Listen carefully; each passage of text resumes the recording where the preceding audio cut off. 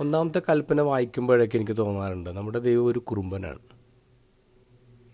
നിൻ്റെ ദൈവമായ കർത്താവ് ഞാനാകുന്നു, ഞാനല്ലാതെ മറ്റൊരു ദൈവം നിനക്ക് ഉണ്ടാകരുത്, എന്നെ മാത്രം സ്നേഹിച്ചാൽ മതി, വേറെ ആരെ സ്നേഹിക്കേണ്ടെന്ന് ദൈവം പറയുമ്പോൾ എൻ്റെ അതൊരു കുറുമ്പില്ലേ?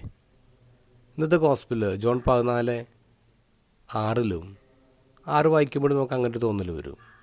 ഞാനാണ് വഴിയും സത്യവും ജീവനും, ഞാൻ വഴിയല്ലാതെ ആരും പിതാവിൻ്റെ അടുക്കിലേക്ക് എത്തുന്നില്ല. ഈശോ പറയുന്നതാണ്. ഞാൻ വഴിയല്ലാതെ ആരും പിതാവിൻ്റെ അടുക്കിലേക്ക് എത്തൂല, എൻ്റെ വഴി പോയാൽ മതി. അതിനകത്തൊരു കുറുമ്പില്ലേ നമുക്ക് തോന്നും.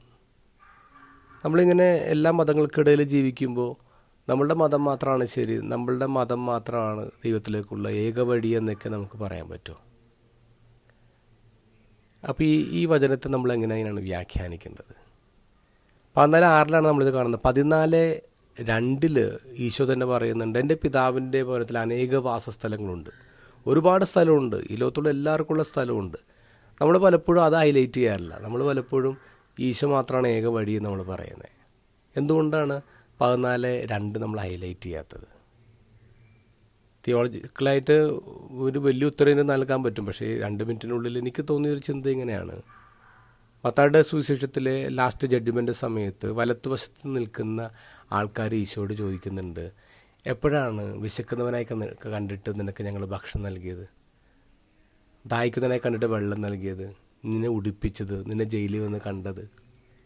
അപ്പോൾ ഈശോ പറയുന്നുണ്ട്, ഈ എളിയവർക്കത് ചെയ്തു കൊടുത്തപ്പോൾ നിങ്ങൾ എനിക്ക് തന്നെയാണ് ചെയ്തത്.